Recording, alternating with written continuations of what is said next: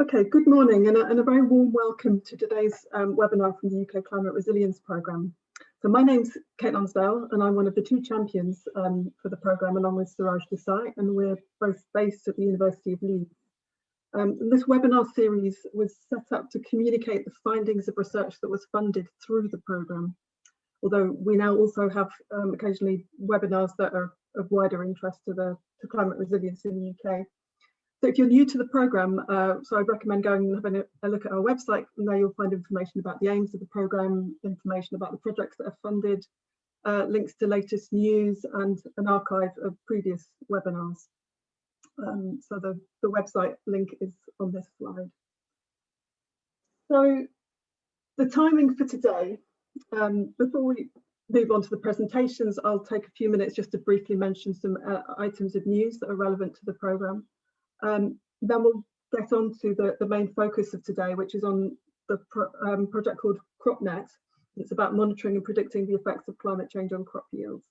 And this is based on work led by Professor Richard Pywell and funded by the programme. So Richard leads the biodiversity research at the UK Centre for Ecology and Hydrology and has over 30 years experience of research, monitoring and evaluation of agro-environmental policies, both in the UK and in Europe. And the research his research mostly focuses on restoring and managing natural capital within intensively managed agricultural ecosystems. That's both around delivering ecosystem services and about livelihoods. And then we'll hear a response from Julian Gold. So Julian's a farm manager of 100 Estate, which is near Wantage in South Oxfordshire, very near my hometown. So Julian has over 30 years of managing farms and large estates, both in the UK and overseas. He's got a particular interest in soil health and carbon capture strategies around soil. So it's very committed to producing food in an efficient and environmentally sustainable manner. And he was also awarded Soil Farmer of the Year in 2019. So very, two great speakers. Welcome to you both. After hearing from both speakers, we'll have hopefully around 20, even maybe 25 minutes for discussion and questions. So to that end, we very much encourage people to use the question and answer function to ask questions rather than the chat. And please add questions as they occur to you throughout the presentation. You don't have to wait till the end. You also have this opportunity to upvote other people's questions. So if there's one you like the look of, you can click the thumbs up button and that will push it up the queue. As participants, you'll remain muted unless I unmute you. The slides and the audio will be available shortly after the event today, and they'll be available through our UT link, which is on the website. If you have any, and we'll also send it to you as a participant. If you have any tech problems, use the chat and we'll do our best to help. And just as a reminder, this webinar is being recorded. So firstly, I'm going to just give a few items of news. So one from the programme itself. So our last piece of sort of funding is the second cohort of the Embedded Researcher Scheme. So in the Embedded Researcher Scheme, a host organisation identifies a research question they're particularly interested in, and then bids get a researcher to sit within their organisation or sort of a COVID relevant version of sitting within to try and sort of develop that research. So it's a kind of meant to be research of kind of where the host organisation directs the research question. We've taken a slightly different approach this time, and we've asked host organisations, if they haven't already but identified a particular researcher, they can upload their research pitch to the website. So we've got 10 research pitches there, and it's worth having a look at some really interesting research questions there. So the next stage is for them to link up with researchers. This stage isn't compulsory, so it's also possible to if you feel you can identify your own researcher without putting it up on the website, that's also a way of doing it. And the final completed bids, the deadline for that is the 22nd of July at 4 o'clock. So you can find out more about that on the website under our funding opportunities page. Then 2 events related to heat. So these are run through the London Climate Change Partnership. So there's going to be a workshop the first one is around, they're both on the 30th of June. So the first one is a panel discussion being run by London Climate Change Partnership and the Building and Cities Journal. So this is a panel discussion focusing on how built environment professionals can consider microclimate and overheating risk in decision making. So that's at midday to 1:30, and then after that at 3 o'clock, there's a workshop which is actually on a piece of work which is being funded by the programme, and it's about capturing user requirements on urban heat climate service for London. And this is based on work being done by the Met Office on a climate service prototype to manage heat risk in cities. And the aim of the workshop is about understanding what people might need to have from such an urban heat climate service, and to get a sense of the interest from organisations on working more closely with the Met Office to develop this work further. And if you're interested in either of these 2 events, you can register through the London Climate Change Partnership website. And then 2 elements of wider news. So probably people are aware that this morning, ECHA first. So on the 22nd of June is the high-level event for the European Climate Change Adaptation Conference. That's ECHA 2021. And this is the first part of ECHA, and it will be followed sort of back to back with the annual European Research and Innovation Days, which are on the 23rd and the 24th. So this high-level event happens first, and then those 2 sort of 3 days in a row. And then this morning we had the launch of the evidence report for the CCRA, the Climate Change Risk Assessment. So the Climate Change Committee launched that this morning, and provided some rather sobering information about the risks to the UK from climate change, and the adequacy of our actions in responding to those risks. And on the 24th, this is sort of the second report coming out of the Climate Change Committee. And this is, I think, about the progress report to Parliament. So it includes both the annual assessment of the UK progress towards reducing greenhouse gases, but it's also the biennial assessment of UK progress to preparing for climate change. And the information from the technical report, evidence report this morning, and this report is available on the UK Climate Risk website, so as given here. So let's move on to the focus of today's work. So I'm going to hand it over now to Professor Richard Pywell to talk about the work of crop nets. So welcome to you, Richard. Okay, thank you very much, Kate. Thank you, and hello to everyone. Okay, so yeah, I'm going to talk about the Climate Resilience Programme CropNet project, predicting the effects of climate change on crop yields. And I'm very happy today to welcome Julian Gold from the Hendred Estate, who's acting as my non-academic stakeholder. So thank you very much, Julian, for spending the time today to answer questions. So just to start with, I'd like to introduce the CropNet team. So it's a multidisciplinary team to address the question. It comprising climate modelers, agroecologists and data scientists from UK Centre for Ecology and Hydrology, social scientists from Exeter University, data scientists from Lancaster University, crop modelers from Rothamsted, and most importantly, we had a whole range of stakeholders, including Met Office, DEFRA, Agricultural and Horticultural Development Board, NFU, Agricultural Industries Confederation, Syngenta, Agri, Stratton Parker, Leaf, and many farmers, agronomists, and farm business advisors who provided very valuable input into the project. So thank you to them. So just a little bit of background.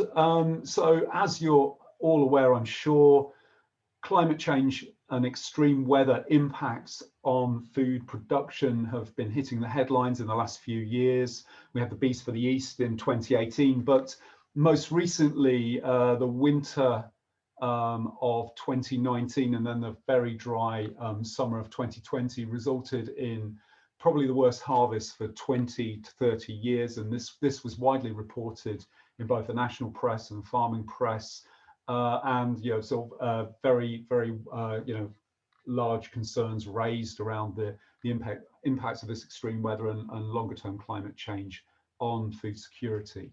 And if you actually look at the historic patterns of crop yields, and this is wheat yield, national wheat yield records for Great Britain going back to 1890, and you sort of plot those yields. You can obviously see the increase in yields with the Green Revolution in farming, but they're fairly consistent and tight against the moving average line, except in more recent times you start to see more and more divergences from this line. And if you look at box C at the bottom, which is zooming in more, you can see these anomalies where you're getting, from 1976 onwards, you're getting sort of more extremely good harvest years, but also extremely bad harvest years. So this sort of increasing uncertainty in crop yields is a concern for the agricultural industry and all of us.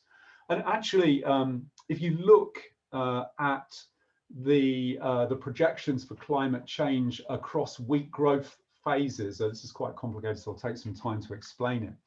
Basically, wheat has 4 key growth phases. Foundation phase from October to April, where the seeds are sown and they start to grow. Construction phase, which is April to May, where the plant grows very rapidly and flowers. And then production phase, which is sort of June onwards, where you get grain filling. So these are 3 key phases of production. And if you look at these plots, the red boxes on the left are temperature and the blue boxes on the right are precipitation. And these boxes, the solid boxes, represent the observed range of temperature on the left and precipitation on the right between 1980 and 2000. So this is giving you the scope of temperature and precipitation during those 3 key phases, sort of during that 1980 to 2000 period. And then if you look at the grey box plots that are nested within these are the UKCEH team projections, time slice, so 1980 to 2000, 2020, 2040, 2060 to 2080. And you can see the key thing here is where the grey box plots either emerge above the solid red or the solid blue or disappear beneath them. And basically this is telling us that in future, it's very likely that in critical growth phases of wheat, we're going to get very much hotter and drier summers. So you can see, particularly in the construction and production phases, that the grey boxes are exceeding the red solid box by some margin by 2080. And also we're going to get milder and wetter winters. And you can see the foundation phase on the right, the grey is well above the blue box. But then by the production phase, it's disappeared well below it. So it's suggesting it's going to get much drier. So the projections are for hotter, dry summers, milder, wetter winters, potentially more like the ones we had in 2019, 2020. So this may be a foretaste of what's coming. So that's the sort of background to the project. And then if we just quickly reflect on the project aims. So firstly, we wanted to explore farmer and farm industry perception and responses to extreme weather and climate change. So their views on this, their awareness of these things. And then we wanted to very much work with industry to co-design some tools and models to improve climate change impact assessment and also adaptation to climate change. And then ultimately the overarching aim of CropNet was to improve the overall resilience of UK agriculture to climate change. So that's our overarching aim. So if we just move on to the first aspect, which was farmer perception, awareness of extreme weather and climate change. So here the social scientists from Exeter University interviewed 31 farmers and farm advisors. So it's split with 15 farmers, and 16 farm advisors and other industry representatives, including Julian Gold, who's on the call today. He was interviewed as well. And the farmers represented a mix of arable livestock farmers. They were predominantly large or very large farms, and they were also younger than average farmers. This is because this cohort were engaged and really wanted to work with the program. So it may, if anything, I would argue, represent possibly a rosier picture in terms of awareness and engagement than the reality, the true reality. But that's something we can discuss at the end of the presentation. And so I'm not going to put too many results up for this section, but just the headlines. So this graph is talking about the perception of climate change risk to farming. The orange bars are the advisors, the blue bars are the farmers. Key point to note here is pretty consistent response between the advisors and the farmers, and all the responses are generally in strong agreement in the 4 to sort of 4 and above. And I think there's the key point to raise here is there was pretty strong agreement with our 31 interviewees that climate change and extreme weather is having a noticeable impact, or is likely to have a noticeable impact on their businesses and livelihoods, but either now or in the near future. And there is strong agreement that farm businesses need to start taking action to adapt to these risks. So that's the key thing coming out of this set of questions. We also asked the farmers and advisors about adaptation and approaches to adaptation. And we sort of asked them to list the sorts of things they thought were relevant. And the sorts of things they came up with very strongly were soil health and soil, and this is related to soil water holding capacity and resilience to drought, farm infrastructure and preparedness, varieties of livestock or crop or grass were important with resilience to climate change. So a whole range of possible things. Agroforestry pictured on the right, and intercropping, shelter belts for livestock and arable crops was mentioned, business planning, future-proofing. So many of the things that are being discussed were raised by the farmers and the advisors, which is very, very encouraging. And there's a lot of research going on into these aspects at present. So that was just a quick synopsis of the adaptation. We also asked the farmers the important question about what were the things that they needed to enable adaptation, but also what were the barriers. And from this came the response that it was this idea of whole system, whole farm business resilience. It's not just one aspect, the whole business needs to be resilient. Soil health and productivity came across very, very strongly in almost all the responses. The importance of peer-to-peer learning, so demonstration farms, farmers talking about their experiences was very, very important in this.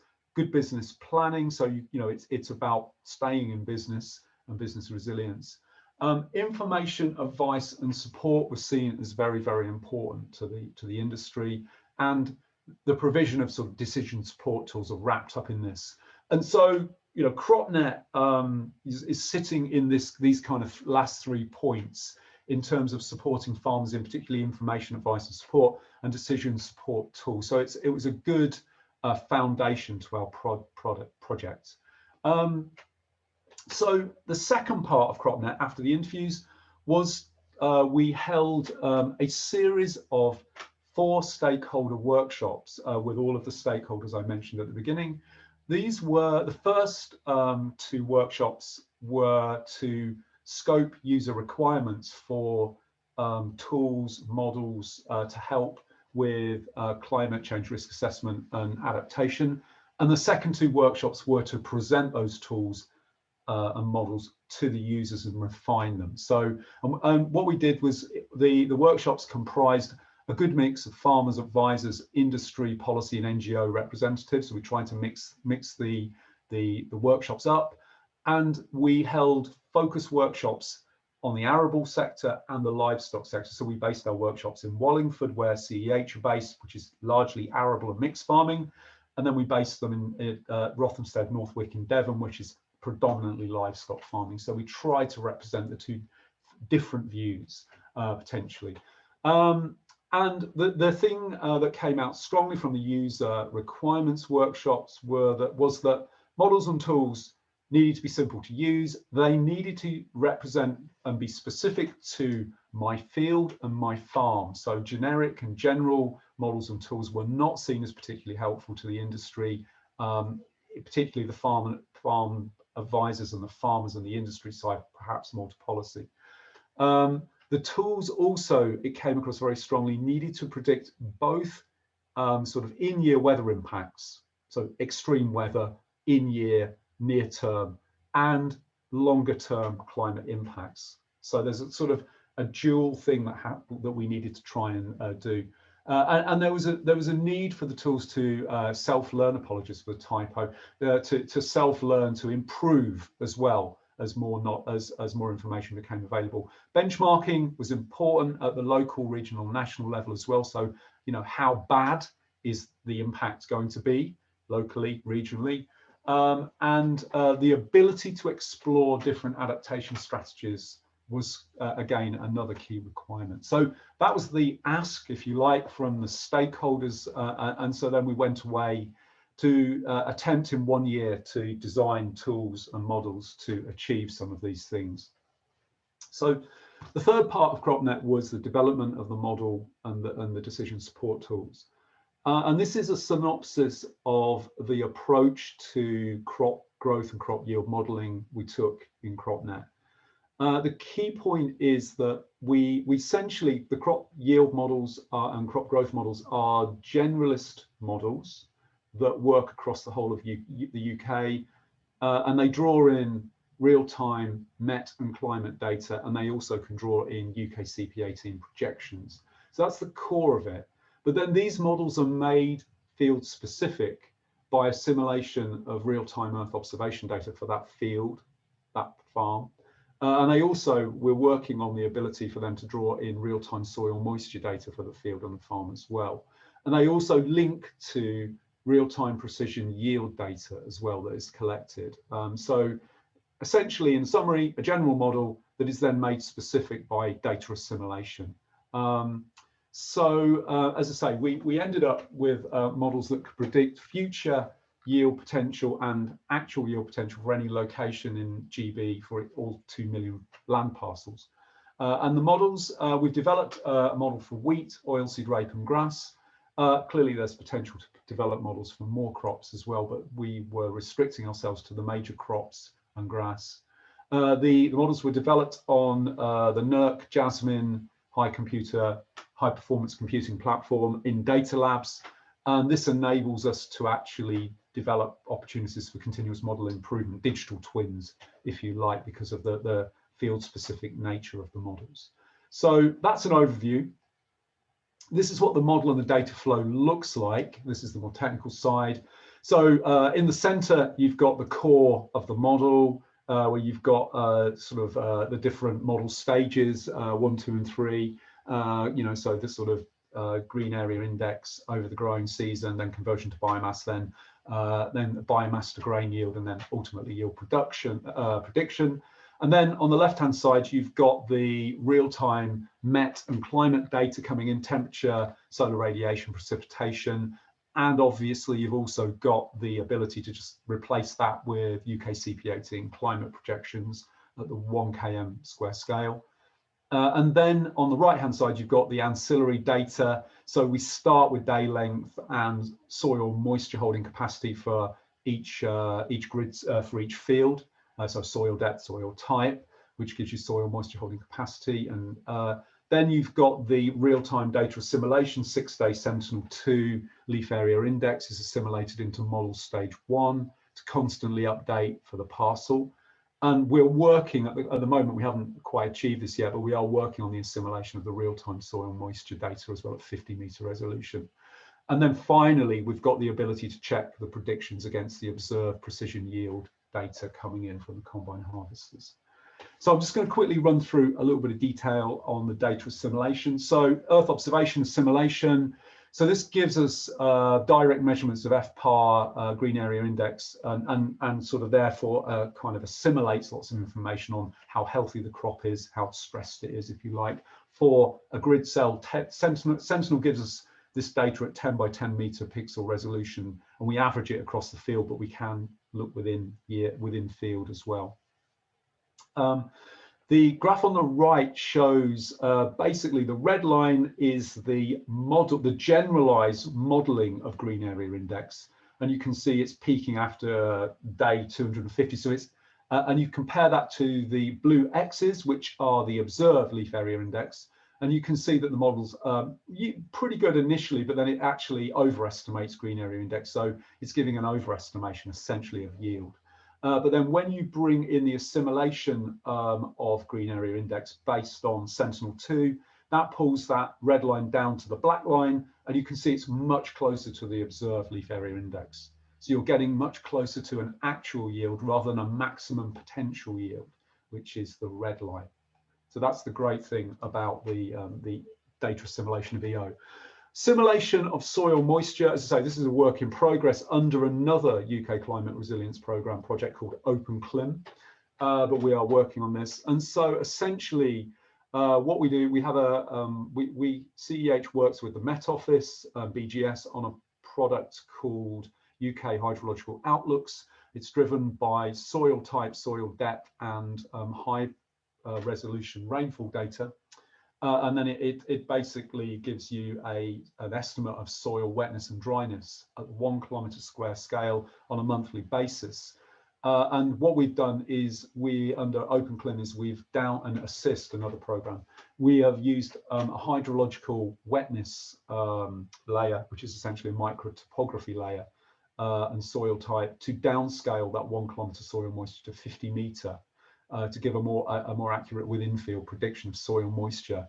And then we're working on looking at more real-time and forecasting soil wetness data to be assimilated into the model. More widely, CEH collects soil moisture from a range of different programs, including hydrological outlooks. We also have the Cosmos soil moisture, real-time soil moisture network of over 50 sites across the UK. We're also partners in Joules and other things, and we are also working to develop a kind of assimilated soil moisture product for GB, which brings together Cosmos, Joules, grid-to-grid hydrological outlooks together in a single product. But yeah, that's something for the future.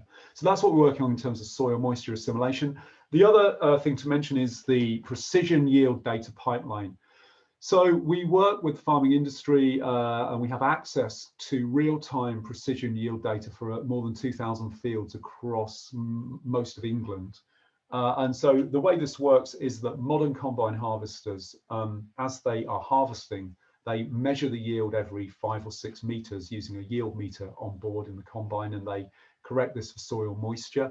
And they also run very accurate sort of RTK or DGPS systems, so centimeter accuracy GPS systems. So you get coordinates and a yield value across over 2,000 fields across Great Britain. As the combines are rolling in August and September, we get a live data feed from the cloud, because all this data is transmitted to the cloud and we access it via the cloud.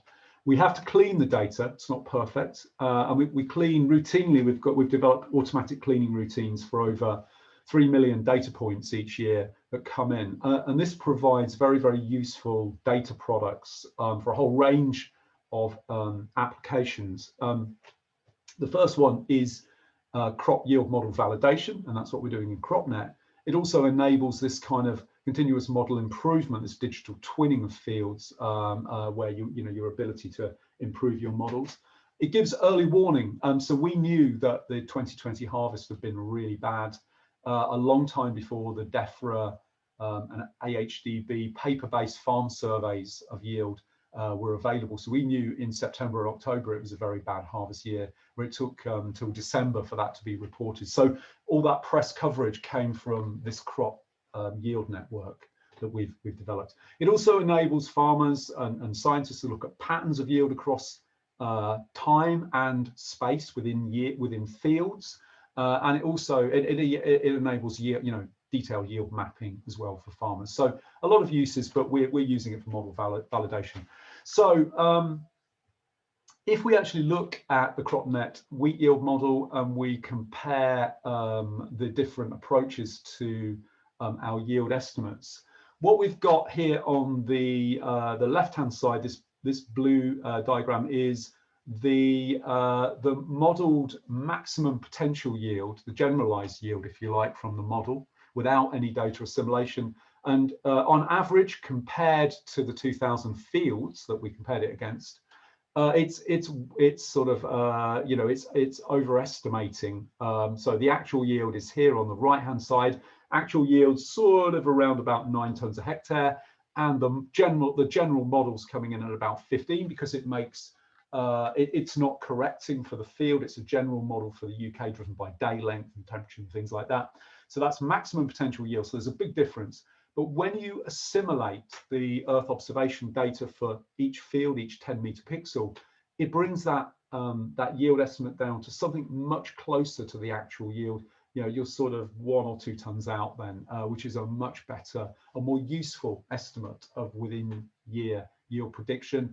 And of course, it then allows you to actually have continuous model improvement for each field through time, as you sort of understand these patterns more. So the product of the CropNet crop growth and crop yield modelling is a series of potential wheat yields for GB between 2010 and 2080. So 2010 is on the left and 2070 to 2080 on the right. So 2010 to 2020, you've got the potential yield in a sort of green to pink sort of modelled colour ramp. And then as you move forwards in time, 2030, 2050, 2070, what you're then seeing is the change in yield. So, you know, from that 2010 to 2020 baseline, if you like. So you can see that initially in 2030, 2040, there aren't actually major impacts of climate change as we predict on yield. At worst, areas of East Anglia and Lincolnshire, there, you know, are no effects, but at best in Scotland, actually there are benefits to yield further north. But as you move forward 2050 and 2070, pink areas, which is a negative impact, start to emerge, and you can see significant areas of the southeast are, you know, actually becoming less favourable, and there's a negative impact of climate change on wheat yield in these areas. But the north remains, you know, sort of better than average for these areas. So again, this is showing that there are region-specific and quite severe impacts of climate change projected for wheat yields across GB. We also produced a simple-to-use CropNet yield demonstrator for the farming community. So simply, this enables farmers to either search for their farm and their fields on a map, or to put in a postcode or a grid reference. And what that does then is brings up the yield projections you've just seen for wheat, oilseed rape and grass. And the important point is it enables the farmer to look to see how that field is doing against other fields locally or regionally or nationally. So you've got a sort of benchmarking facility. You can probably just about make out that this field of interest here is slightly better than average, sort of up to 2020, but then beyond that point it starts to drop below average, the red line. So it's worse than the national average or the regional average, and indeed by 2080 it's some way below. So the field that we've got on this slide is suggesting that this particular farm or field is not going to be as suitable for growing wheat in the future. So this just enables farmers to interrogate the climate change projections. Also, we have done some work under OpenClim as well to explore the suitability of current crops and potentially new crops for the UK.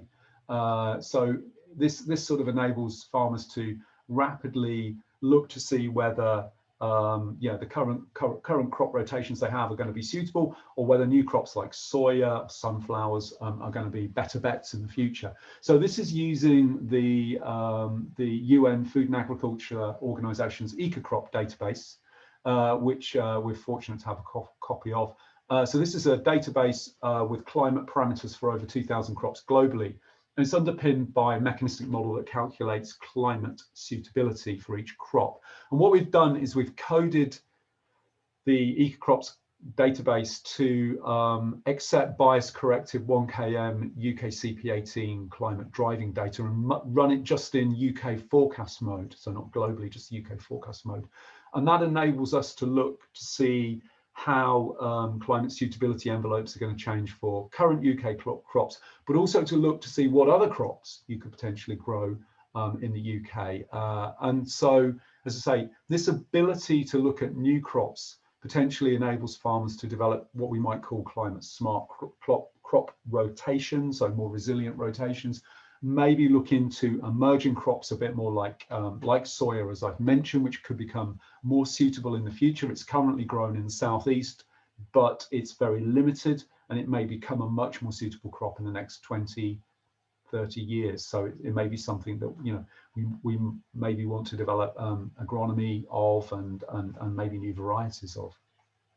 So can you sort of wrap? Oh, sorry, it's a summary. Perfect. So in summary, perfect timing. What we found was that farmers, or particularly the farmers we interviewed, are increasingly aware of extreme weather and climate change and the impacts this is having on their businesses. The progressive farmers are particularly interested in adaptation. They want to learn more about it. The ones that really chimed are what you might call the win-wins. Things like improving soil health, soil condition with organic matter so it holds more moisture is a win-win, not just for climate resilience, but carbon storage, for crop production, nutrient provision to crops, so whole range of benefits. So those are the ones that farmers are really interested in.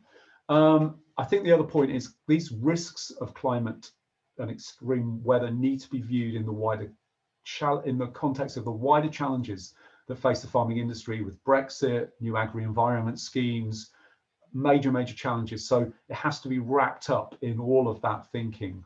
CropNet and EcoCrop tools seem to be, useful ways to help farmers to begin to assess these risks and explore some future potential adaptation strategies, though more work needs to be done. And one thing that CropNet did teach us is that co-design with stakeholders was extremely valuable, indeed essential. And so I'll finish there. So just to say thank you for listening, and thank you to all my project partners and stakeholders. And I'll hand over now, Kate, to Julian. Thanks, Richard. Hi, everyone. I'm Julian Gold. I manage an estate in South Oxfordshire. We're farming about 750 hectares. We have got some sheep, but predominantly we're a combinable crop rotation. We're in a rain shadow, so I'm used to dealing with dry conditions in springs, particularly. I'm very on the case with climate change. I'm very bought into trying to think about how to mitigate and adapt to climate change. I think if I look at the threats for my business going forward over the next few years, there's sort of three big threats. Two of them involve climate change. The biggest short-term threat is losing direct subsidies post-Brexit. And then there's climate change affecting my yield, and also climate change affecting output prices. Because I'm a commodity producer, I'm not selling things at the farm gate. I'm producing wheat to go on ships, oilseed rape to go to crushers. I'm producing global commodities. So I'm a price taker, and the price is made in the global marketplace. So really that is the biggest, and that is climate change drives that global price. To put figures on that, and a real strong example that's just happened in the last few weeks, with weather conditions in America and Brazil. So, and this really puts it into context and how it affects my bottom line, climate change. not directly, but indirectly. We had low rainfall in Brazil affecting their corn crop, and we had poor weather in America affecting their spring planting. And there was other things in the mix as well, but fundamentally those weather events happening over there put about £100 a tonne on the oilseed rape price in about a month. So the oilseed rape price went from about £350 a tonne to £450 a tonne. If I would have sold all my crop that I'm expecting at harvest time, about 450 tonnes forward, just before the price went up, or forward just after the price went up, that's a £45,000 difference on my bottom line. Wheat, globally, the price of wheat went up as well at the same time for the same reasons, because obviously if the corn harvest is down, wheat is a substitution. So I haven't done the figures for the wheat, but that would probably be knocking on another 100,000, say. So you're potentially a climate effect in the Americas basically changes my profit into a loss before we even talk about climate change in the UK. So I'm very keen on adaptation strategies and what to do about it. My two big ones are moving towards a lower input, lower output system. Obviously, if you're putting inputs on for a 12 tonne to the hectare crop, which in the past you might have expected with sort of fairly predictable weather conditions, as Richard showed in his first slide, in the past, our yields were fairly predictable. But then you get weather events which are reducing that sort of hoped for 12 tonne yield. You're basically throwing money away in inputs. So this is where accurate sort of models like the CropNet thing, if you can sort of understand where your yields might be in real time and you can adapt your input strategies, that's obviously saving money. It's also reducing your carbon footprint. The other big strategy is soil health, and that's an adaptation strategy, but also a mitigation strategy. That's the real win-win. Obviously, if I can improve my soil structure, improve my soil organic matter, I've got resilience in dry summers, I've got better available water capacities, I've got better abilities to travel in wet autumns, as I've seen the last couple of autumns, with higher organic matters and better structures. And obviously, by the very nature of building soil organic matter into the soil, I've taken the carbon out of the atmosphere. So it's an adaptation strategy, it's a mitigation strategy, it's a complete win-win. What else to say? Well, I'm aware we're running out of time, so probably want to give time to questions, do we? Yes, okay, yes, that'd be great, thank you. But yeah, extremely interesting observations, thank you so much. So Simon, can you put us all on? Thank you. So, I mean, just from what you were just mentioning, Julian, this is climate change is clearly a big concern to you. And I was interested in what the work of CropNet was doing around sort of like trying to identify awareness of climate change within the sector. You're clearly concerned about it, but what's the level of concern, do you think? Because we've done some research through the programme just with the general public, and the level of concern around climate change has gone up since there was a survey, I think 2016, where climate change wasn't in the top 10. And then with the survey that they did through the programme, it became the second thing after Brexit. Have you noticed that a change in concern over the last 10 years? And is it, you're concerned, but is the rest of the sector concerned? And does it depend on what kind of farming you're doing? I think the rest of the sector is concerned, but it's probably quite recent. It's as a result of direct weather patterns, particularly the two last wet autumns and dry springs. We've actually had 3, 2018, 19 and 20 and 21, we've had dry spells in spring. So as soon as it actually starts affecting farmers on the ground, their ability to plant crops, I think particularly the biggest two drivers are the two wet autumns, the last two wet autumns, affecting farmers' ability to plant autumn crops. So I think there is a growing awareness as it's actually hitting home on the ground. Okay, and I'm interested in the sort of where people get information from. So what influences a decision as a sort of farm level? So, and I imagine your trust in information is quite a critical part of it. how, seeing what Richard's presented, how do farmers generally use models like this in their decision-making process, or where do people get their information from, and what do they trust? Well, as a rule, I would say, hopefully Richard won't mind me saying this, but up till now, models haven't been really accurate enough to use. Now, an accurate yield predicting model is the holy grail, because if I can predict my yield accurately in real time, which is what CropNet with its harvesting data feeding back into it, and hopefully it gets more and more accurate over time. If you can have models that you trust and are accurate, like I said before, you can adjust your input strategy. It aids with your marketing as well. But the real winner would be if Richard could roll out his CropNet platform to all the other countries in the globe who are my big competitors, like Australia, Russia, America, and Brazil, and we could get a feel for what their harvests are going to be like. Because I think the biggest single factor, obviously climate change is affecting the UK, but it's affecting other countries more than the UK that are in less favourable climates anyway. And so it's affecting our prices more because we're global price takers.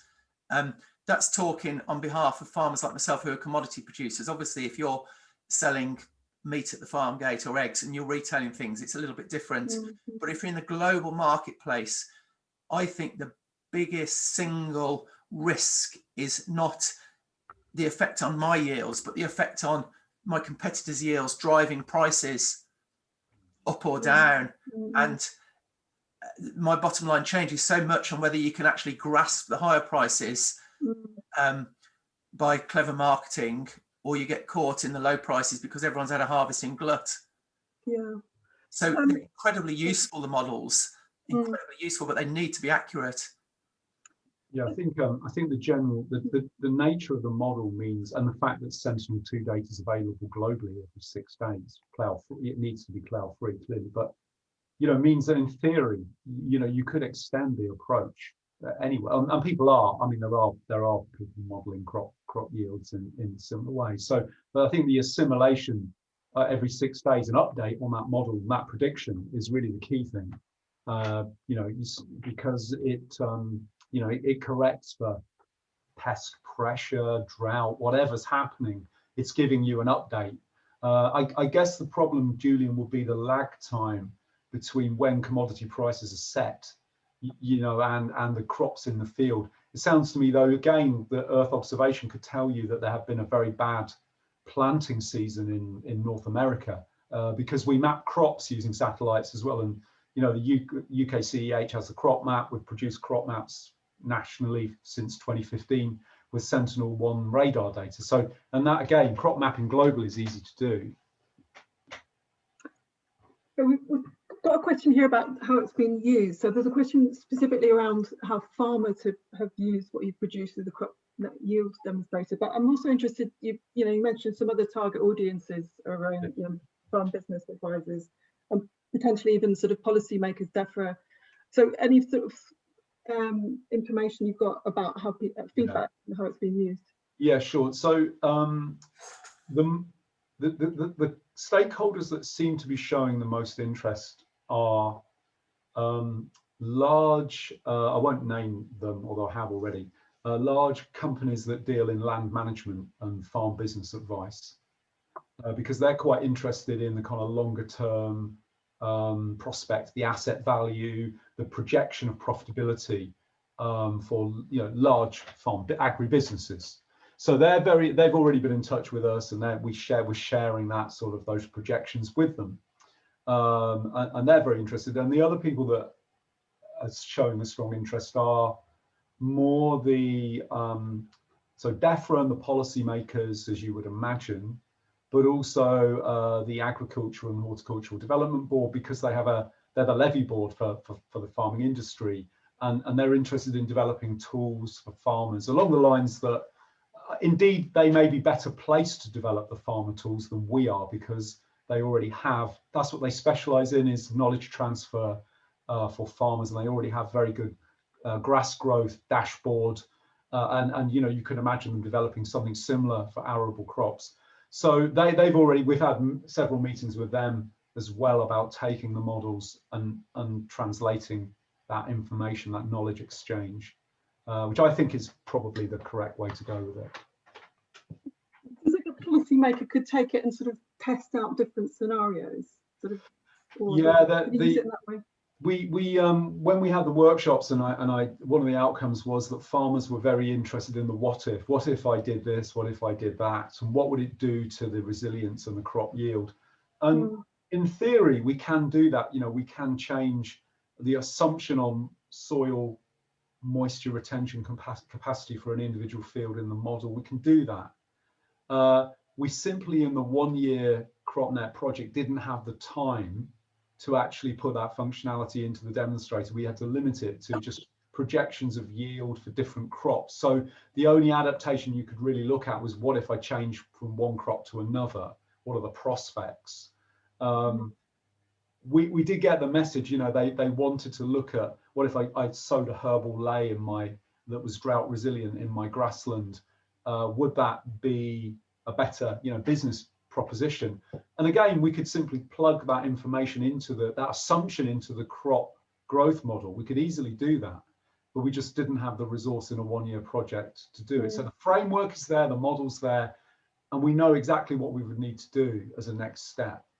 And indeed we are, you could see in my presentation, under the follow-on project Open CLIM, which is a climate change risk assessment framework for the UK, we are, you know, we're moving into that territory, more adaptation with eco-crop, looking at different novel crops and, you know, climate smart crop rotations.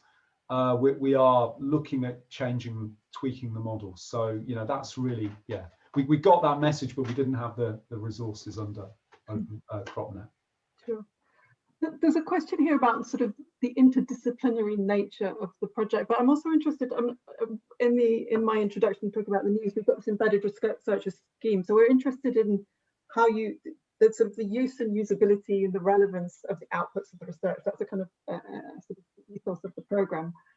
So I'm interested to know from both of you, yeah, sort of like, well, particularly for you, Julian, what makes research accessible for you, or, you know, in terms of the design and sort of interaction and the outputs? What makes it, you know, useful? Yeah, I mean, Julian, I'll hand over to you in a minute, but just, I think if we hadn't have had social scientists from Exeter working with us, who went out and used their skills to, you know, engage and interview and help us run the workshops, I think we would have ended up with a different set of requirements, and we wouldn't have understood properly what the community really wanted. We would have made assumptions, and so I think if we hadn't have had the social science element, it would have been we would have ended up with a crop model, but we wouldn't have understood the key thing that came out, and I think Julian mentioned it, was the desire for farm, whilst they're interested in the longer term impacts, the within year extreme weather, or the, you know, that sort of understanding about extreme weather impacts in the short term is actually very important to farmers, and we would have not really thought about that if we hadn't have had the social scientists and the feedback and the strong message from the community. But Julian, I don't know whether, you were interviewed. I don't know whether you felt that was helpful.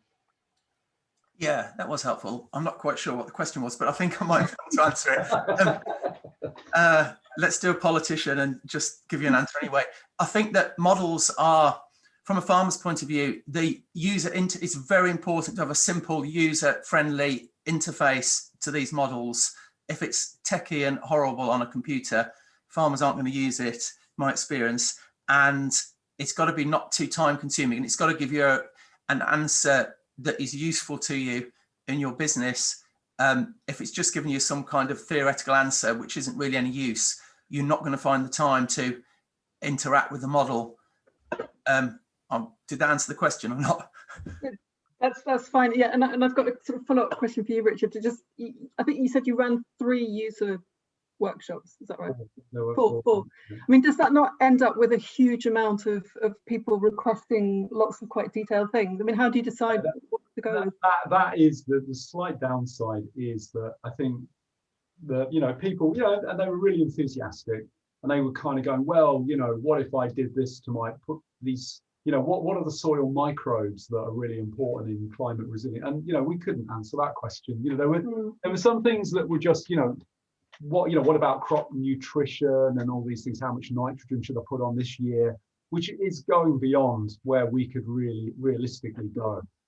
So I think that was a slight downside, was trying to manage the expectation about what, you know, keep the focus and not become an all-encompassing farm management, crop management decision support tool, because that is well beyond you know, the scope of what we were trying to do, and that's because a lot of adaptation is within year crop management. As Julian said, it's about making a decision to actually slightly step off the inputs this year, because I'm just throwing good money after bad. You know, there's no point putting more nitrogen onto the crop. It's not going to have any benefit, and I'm just wasting money because of the drought. But, you know, that's a level that, you know, we couldn't get into that level of decision support. So that was the downside of having, you know, so many enthusiastic people there, was trying to pick out how we could realistically make a difference and keep the focus on the climate change element. I mean, this was a relatively short piece of work. It's a year. It now lives on to some extent in open CLIM. Is there any other ways that you're going to kind of progress this work? Yeah, we're also we receive we're part of a project called Achieving Sustainable Agricultural Systems Assist, and you would have seen the logo, and that's part of that's funded by NERC and BBSRC. It's a large long-term strategic program, and we'll continue to explore the potential of particularly things around this idea of digital twinning and continuous model improvement. We're going to explore under that program, and maybe the follow-on, if we're fortunate, if there is a follow-on, to try and bring, you know, that kind of cutting-edge data science into these models and understanding. So yeah, that's a kind of another opportunity, if you like, to continue this work and the development of the models. Great. Okay, I think we just got 1 minute before I have to go on to the next webinar. So just final thought from you, Julian. Just, is there anything else you'd like to say about how research can support the work that you do?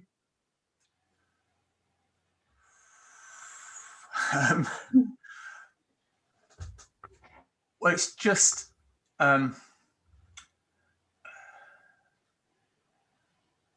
sorry, you've stumped me there. Okay, don't worry. Okay, thank you. I would say, I think the thing for us that came out very strongly, to put the boot on the other foot in terms of researchers, is that benefit of working with stakeholders and practitioners like you, because we tend to move in academic circles and in policy sort of, you know, policymakers, which are great, but I think that having that representation, and also the difference between the sectors, you know, because Julian's the issues that arable farming faces are actually, there are some differences for the livestock sector, and again the adaptation. So I think that, but the key thing was the engagement with the practitioners was so useful in this project. Yeah, great, thank you so much. Yeah, and sorry to put you on the spot there, Julian. So just say many thanks to both of you for all your insights. It's really interesting. I'm just going to briefly share my screen again just to advertise the next two webinars. So as I mentioned, today was the launch of the evidence report for the climate change risk assessment, and the next webinar is going to be about that. So we have Richard Betts and Catherine Brown, who are kind of leading this work. We'll be talking about the findings of that evidence report. So that'll be very interesting. And then 2 weeks after that, we've got Louise Wilson from the Met Office, and she's going to be talking about the ongoing work that she's doing around developing a national framework for climate services. So it just remains for me to say, you know, a very, very warm thanks to both Richard and Julian for all the effort they put in today. So thank you so much. It's been really interesting. Goodbye. Thank you very much.